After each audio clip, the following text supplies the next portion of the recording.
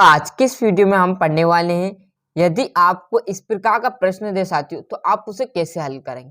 Clear. यदि आपको 1/4 का 1/4 ज्ञात करना रहे, साथ में आपको 3/4 का 1/4 और कुछ इस प्रकार के प्रश्न भिन्न के है ना, तो यह आपका भिन्न से क्वेश्चन है साथियों। यहाँ पर नहीं लिखा है तो लिख लेना कि भिन्न से रिलेटिव क्वेश्चन है। यहाँ पर लिख दूं मैं आपको भिन्न भिन्न का गुना है ना, भिन्न का गुना देखने वाले। क्लियर है। तो यहाँ पर पहला प्रश्न आपके सामने है, जस्ट क्या है कि 1/4 का 1/4 क्या होगा। क्लियर है। तो जो भी का आया है ना उसका क्या करोगे, आप गुना कर दोगे। जो भी का है ना, यहाँ पर देख लेना, जो भी का मतलब आप समझ जाना कि गुना की बात कर रहे हैं। जो भी का आएगा उसका गुना की बात कर रहा। तो यहाँ पर 1/4 का 1/4 है ना, तो मैं कुछ नहीं करूंगा, इस का की जगह पर गुना कर दूंगा बस। 1/4 वैसे का वैसा रहने वाला है, का आया तो मतलब समझ जाना गुना बटे 1/4 वैसे का वैसा।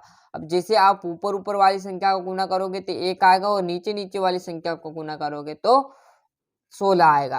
तो आंसर आपका आएगा 1/16, और यही आपका आंसर रहने वाला है। क्लियर है। आ गया समझ में। क्या किया, इस का की जगह बस मैंने गुना लगा दिया। इसमें भी इसी प्रकार करेंगे, क्या 3/4 वैसे का वैसा, सॉरी 3/5 वैसे का वैसा, और का है तो मतलब क्या है आपका गुना। तो क्या कर दूंगा मैं, गुना और 1/4।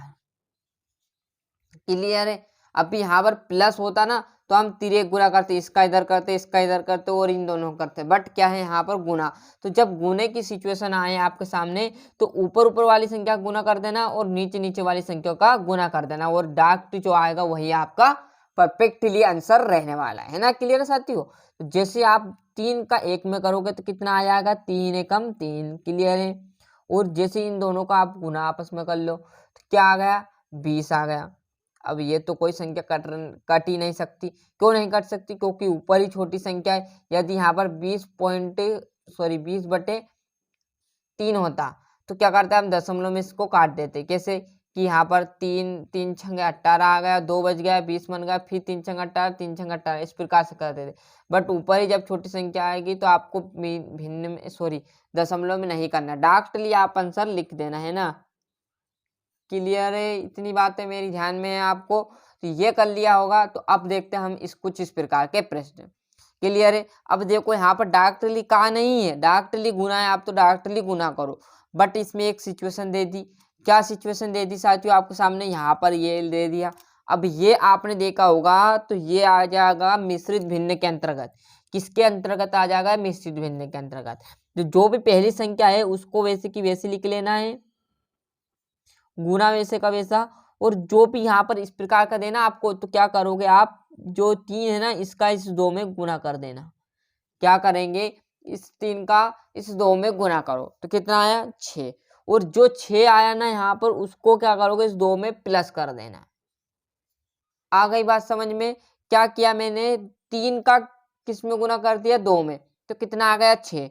और 6 जो यहाँ पर 6 लिखा जाएगा, जैसे मैं आप भी बता देता हूँ, यहाँ आपका पास आ जाएगा 6 आ जाएगा। और 6 आप क्या करोगे, 2 प्लस कर दोगे, तो अब यहाँ पर 6 से क्या बन गई, ये 8 बन गया।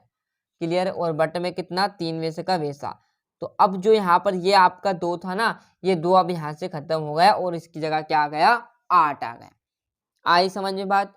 क्या कुछ भी नहीं किया है, बस जो 3 है इसका गुना कर देना है, और जो भी गुना करने पर आए उसको जो भी ऊपर वाली संख्या उसमें जोड़ देना, भले वो 10 हो 15 हो, ऊपर वाली संख्या में जोड़ देना। और नीचे की तो वैसी की वैसी संख्या रहने वाली। बस अब फिर वैसे की वैसी सिचुएशन आ गई, कैसी यहाँ पर अभी की थी कि ऊपर ऊपर वाले का ऊपर ऊपर गुना कर लो, नीचे वाले का नीचे नीचे गुना कर लो। तो जैसे आप 8 और 2 का गुना करोगे तो कितना आ जाएगा, 16 बटे, और इन दोनों का गुना करोगे तो कितना आ जाएगा, 9। और यही आपका आंसर रहने वाला है। यदि ये दोनों संख्या किसी एक डिजिट से कट रही हो, एक डिजिट से मतलब कैसे, यदि ये संख्या ऊपर की 3 से कट रही है तो ये भी 3 से कट रही है, तो काट देना है। क्लियर है। अन्यथा आपको आंसर लिख देना है। फिर बोल रहा हूं, यदि एक की संख्या से कट रही है तो काटना है, नहीं तो ऐसा मत कर देना, ये 4 से काट दिया 8 4 बार, और ये 3 से काट दिया 3 बार, तो 4/3 आंसर लिख दो यहाँ। ऐसा बिल्कुल नहीं होगा। यदि दोनों को काटना है आपको या कट रहा है तो वो एक ही डिजिट से कटता है, मतलब एक ही संख्या से दोनों में भाग जाना चाहिए। क्लियर है? नहीं जा रहा है तो उसको वैसे का वैसा आंसर लिख देना है। बस आ गई बात समझ में।